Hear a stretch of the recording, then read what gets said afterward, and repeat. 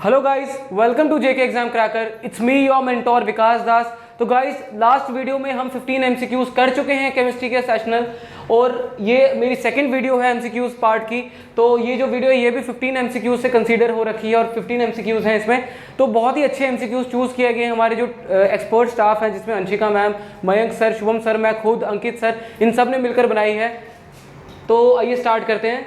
तो first question guys, actually 16 number इसलिए क्योंकि 15 क्वेश्चन हमारे पहले हो रखे हैं ना, तो यहाँ 16 से लेकर 30 आपको दिखेंगे। ठीक है गाइस, तो 16th question is consider reaction NaO2,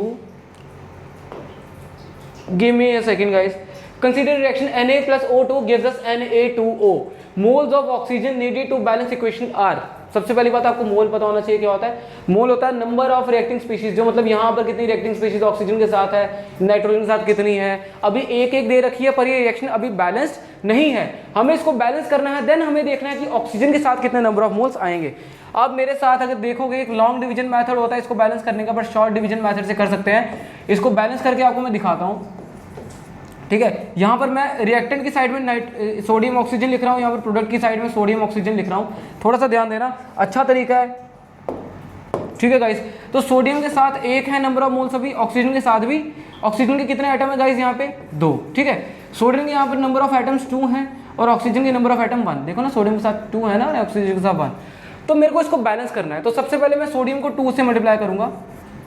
ठीक है गाइस, सबसे पहले मैं सोडियम को 2 से मल्टीप्लाई करूंगा ताकि यहाँ पर सोडियम बैलेंस हो जाए। अब 2 और 2 सोडियम बैलेंस है।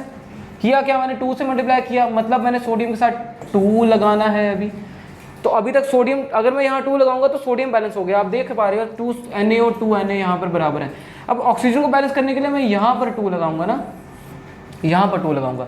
अब यहाँ पर अगर मैं 2 लगा दूंगा तो आप एक चीज़ देखोगे कि ये आ जाएगा Na2। ठीक है, इस तरीके से आएगा ये 2NaO। ठीक है, यहाँ पर ऑक्सीजन 2 हो गए, लेकिन यहाँ पर ऑक्सीजन के साथ 2 लगाने से क्या हुआ, सोडियम का नंबर 2 2 ज़ा 4 हो गया है।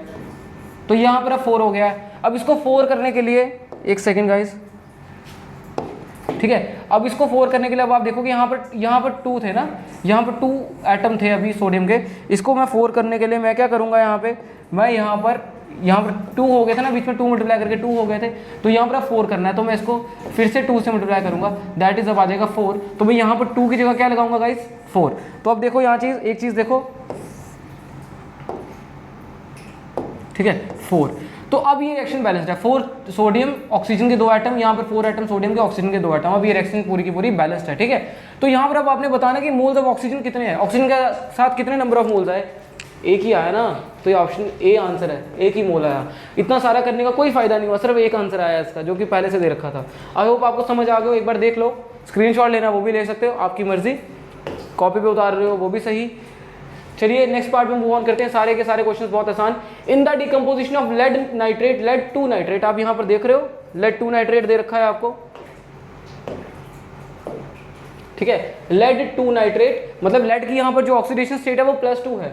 टू गिव लेड 2 ऑक्साइड, मतलब यहाँ पर जो लेड की ऑक्सीडेशन स्टेट है वो भी +2 है, लेकिन ऑक्साइड दे रहा है। इसने बोला कि PbNO3 को जब आपने डिकम्पोज किया तो वो बन गया PbO + NO2। ये आपने देख लिया। ठीक है, तो PbO + NO2 आपने देख लिया। And oxygen gas, the coefficient of nitrogen dioxide in the balanced equation is, क्या था, नाइट्रोजन डाइऑक्साइड की कोफिशिएंट बैलेंस इक्वेशन में क्या होगी। अगेन इसको बैलेंसिंग करने के लिए आप देख लो क्या करना पड़ेगा। बैलेंस इक्वेशन में नाइट्रोजन डाइऑक्साइड ही है। Coefficient of nitrogen dioxide in balance equation is, आप ये देख लो। यहाँ पर PbNO3, इसको प्रॉपर मैं बैलेंस कर दूंगा तो यहाँ पर सिस्टम आ जाएगा NO3, एक सेकेंड, +1, Pb की कंसंट्रेशन +2, तो यहाँ पर N के साथ 2 आएगा, तो Pb नाइट्रेट का फॉर्मूला ये रहता है।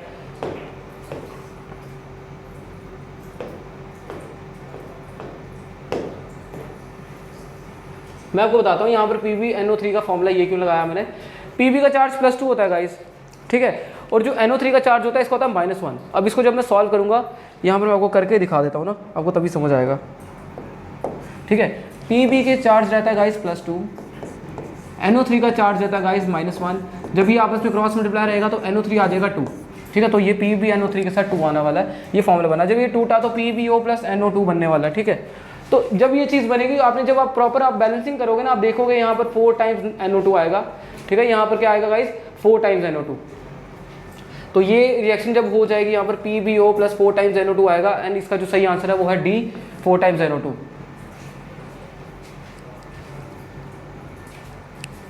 ठीक है, 4 टाइम्स NO2, तो इसका आंसर है 4। तो ये आपका, आई होप आपका आंसर ये सही हो गया हो। तो नेक्स्ट क्वेश्चन पे आते हैं। ठीक है, नेक्स्ट क्वेश्चन पे आते हैं। An element X on exposure to moist air turns reddish brown and compound Y is form the substance X and Y are. क्या था, एक एलिमेंट है X जिसको मॉइस्ट एयर से ऑक्सीडाइज करो तो वो रेडिश ब्राउन कलर का बन जाता है, और एक नया कंपाउंड बनता है Y। कहता है X बताओ क्या, Y बताओ क्या है। सीधे सीधे जवाब, जंग की बात हो रही है, आयरन की रस्ट की बात हो रही है, यहाँ पर आयरन और आयरन ऑक्साइड की बात हो रही है, तो यहाँ पर जो ऑप्शन आएगा वो आयरन के रस्ट का आएगा, क्योंकि कॉपर जब रस्ट लगता है, कॉपर ग्रीन कलर का होता है यार। एल्यूमिनियम को जब रस्ट लगता है, एल्यूमिनियम के ऊपर ब्लैक कलर की लेयर आती है, सिल्वर के ऊपर के भी ब्लैक कलर की लेयर आती है, लेकिन इसके ऊपर रेडिश ब्राउन कलर की लेयर आती है, तो ये आएगा सही आंसर। फिर से देखो, सिल्वर के ऊपर ग्रीनिश और थोड़ा सा क्या कहते हैं ब्लैकिश लेयर आती है, क्योंकि सल्फर है ना, जहाँ जहाँ सल्फर होता है वहाँ ब्लैक कलर की लेयर आती है। ठीक है, जो कॉपर ऑक्साइड है, कॉपर के ऊपर जो लेयर आती है वो आती है ग्रीन कलर की ना, जो एल्यूमिनियम ऑक्साइड के ऊपर जो लेयर आती है वो ग्रीन कलर की आती है। ठीक है, टार्निशिंग बोलते हैं इस प्रोसेस को, उसको बोलते हैं रस्टिंग या कोरोजन। ठीक है, थोड़ा देख लेना। तो इसका आंसर है ये वाला आयरन, X आ गया आयरन और Y आ गया Fe2O3। तो नेक्स्ट क्वेश्चन करते हैं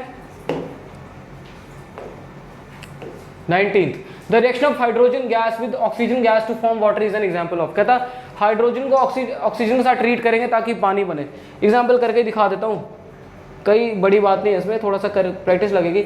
हाइड्रोजन गैस को ऑक्सीजन गैस का ट्रीट करोगे, थोड़ा सा टेम्परेचर दोगे तो पानी बनेगा। पानी बनने के प्रोसेस को, इसमें 2 एटम कंबाइन हो रहे हैं एक एटम बनाने के लिए, तो ये जो एग्जांपल है ये कॉम्बिनेशन रिएक्शन की एग्जांपल है, क्योंकि 2 एटम कंबाइन। कॉम्बिनेशन रिएक्शन क्या है, द रिएक्शन इन विच 2 और more reactants are combined to form a single product is known as combination reaction, and this is an example of combination reaction whether where H2 is combining with oxygen to form H2O. It is a reaction of combination reaction. ठीक है, तो ये जो example आप देख लेना। Next question पे आते हैं। बहुत अच्छे क्वेश्चन चल रहे हैं अभी तक तो आसान चल रहे हैं, अभी बहुत आगे अच्छे आएंगे। ये देखो, ये एक अच्छा क्वेश्चन है, बैलेंसिंग के ऊपर सवाल। अगेन बैलेंसिंग के ऊपर सवाल। ठीक है, बैलेंसिंग के ऊपर सवाल। ये Pb plus O2 gives us, कहता है consider reaction P plus O2, sorry मेरे से मिस्टेक हो गई यहाँ पे, P प्लस O2 है यहाँ पे। कहता है P plus O2 gives us P4O10। ठीक है, P plus O2 gives us P4O10। कहता है बैलेंस करने के बाद मोल्स ऑफ ऑक्सीजन बताओ क्या होंगे। देखो यहाँ पर क्लियर पता चल रहा है, OP के साथ मैं 4 लगाऊंगा, O के साथ 5 लगाऊंगा तो 10 हो जाएंगे, क्योंकि यहाँ पर ऑक्सीजन के 10 एटम है, तो O के 5 मोल आएंगे। 5 ऑप्शन कहाँ है, सी वाले पार्ट में, तो सी वाला पार्ट राइट आंसर है। ठीक है, सी वाला पार्ट राइट आंसर है, तो ये आप देख लेना, option C 5 atom is the right answer. ठीक है, नेक्स्ट क्वेश्चन में मूव ऑन करते हैं। बैलेंसिंग देख लेना कैसे हुई है। नेक्स्ट क्वेश्चन में मूव ऑन करते हैं, सॉरी।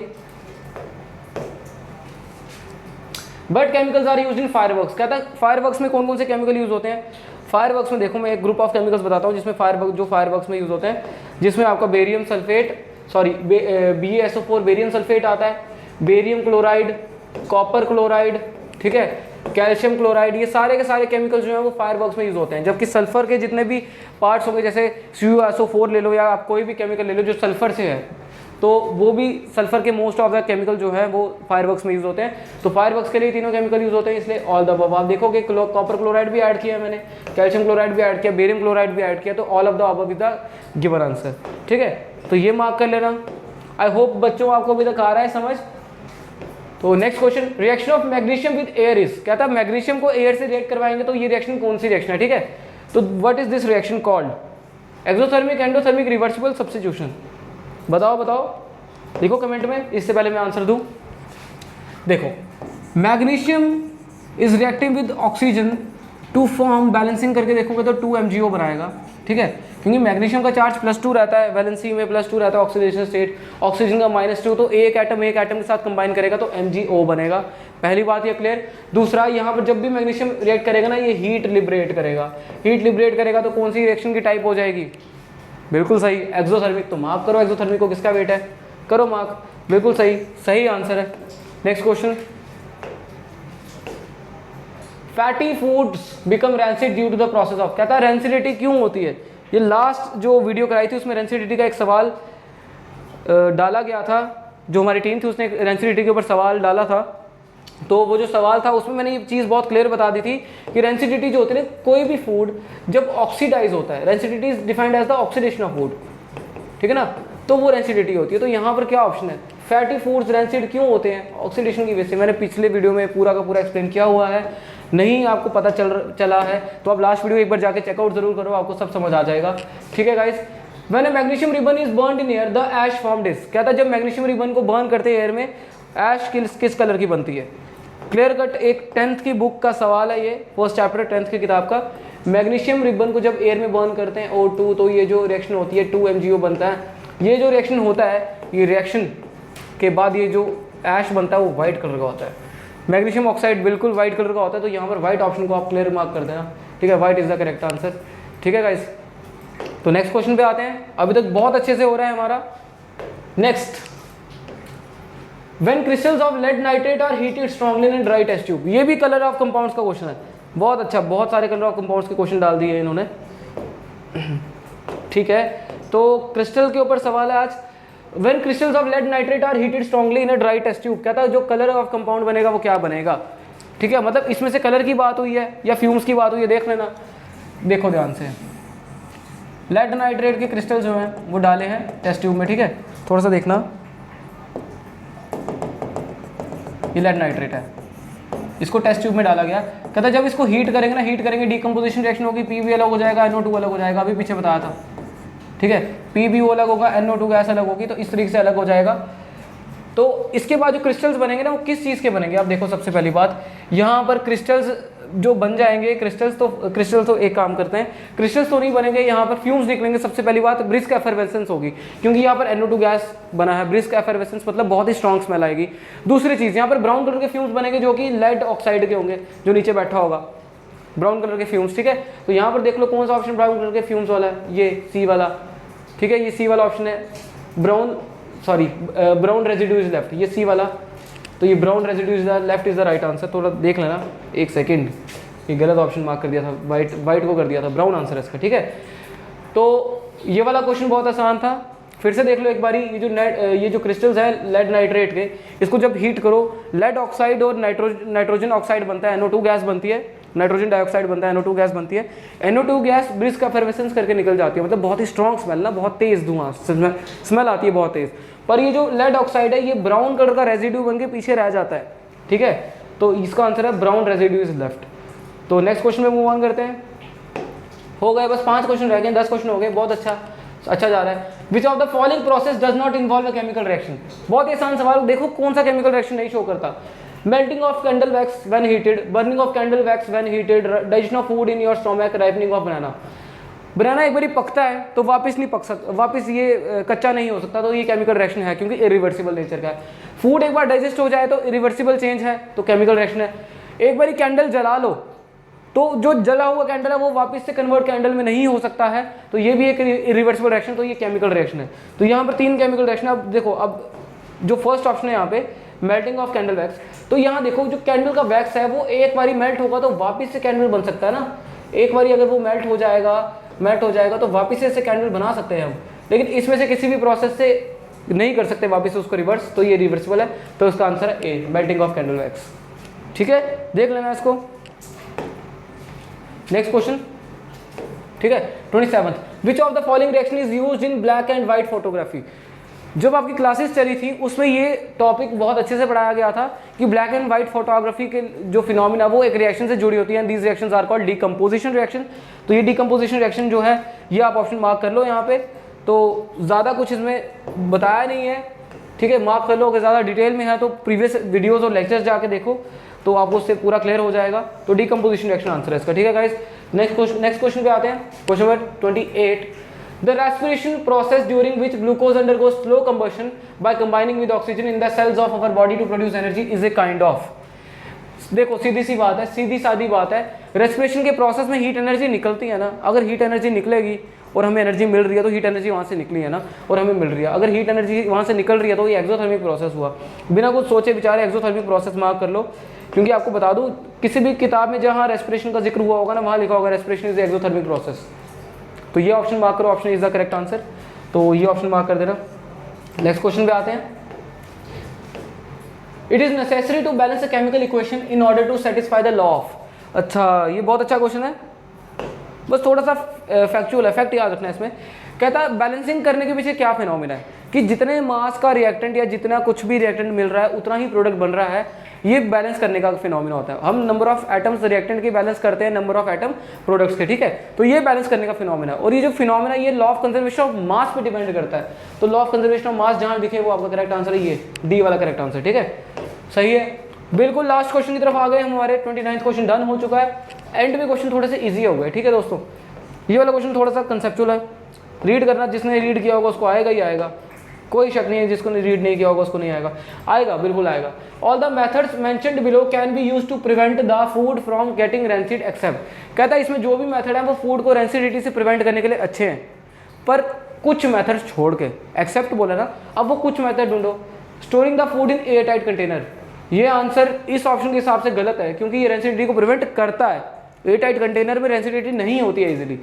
जब खाना बच जाता है रात को रेफ्रिजरेटर में, फ्रिज में रख देते हैं, तो ये ऑप्शन भी सही है नहीं है, क्योंकि ये रेंसिडिटी से प्रिवेंट करता है। Keeping the food in clean and covered containers, इसका रेंसिडिटी से कोई लेना देना नहीं है। इस क्वेश्चन के अनुसार रेंसिडिटी से कौन से मेथड प्रिवेंट नहीं करते हैं, तो ये वाला नहीं करता है। से थर्ड ऑप्शन तो अभी तक आ गया। Always touching the food with clean hands, साफ खाने से हाथ को टच करोगे तो रेंसिडिटी से बचेगा। ऑक्सीडेशन का साफ हाथ से कुछ लेना देना नहीं है, तो ये ऑप्शन भी सही है। तो थर्ड और फोर्थ देखो कहाँ पर है, थर्ड और फोर्थ डी ऑप्शन में है, तो D option is the right answer. तो गाइज इसी के साथ हमारे 15 मोर एमसीक्यूज डन हो गए हैं। केमिकल रिएक्शंस का चैप्टर ओवर कर चुका हूं मैं एमसीक्यूज पॉइंट ऑफ व्यू से। अब आने वाली वीडियोस में मैं next chapter metals and non metals और उसके आगे और भी जो बचे हुए पेंडिंग चैप्टर्स है उसके एमसीक्यूज लेके आऊंगा। तब तक के लिए thank you so much. Video को लाइक करिए, सब्सक्राइब करिए, शेयर करिए, और कमेंट सेक्शन में कोई डाउट्स है तो लिख के ज़रूर बताइए, और कोई क्वेरी है वो भी पूछ लीजिए, कोई सवाल नहीं आ रहा वो भी पूछिए। तो मिलते हैं हम नेक्स्ट वीडियो में, तब तक के लिए thank you so much guys and stay tuned for the next lecture.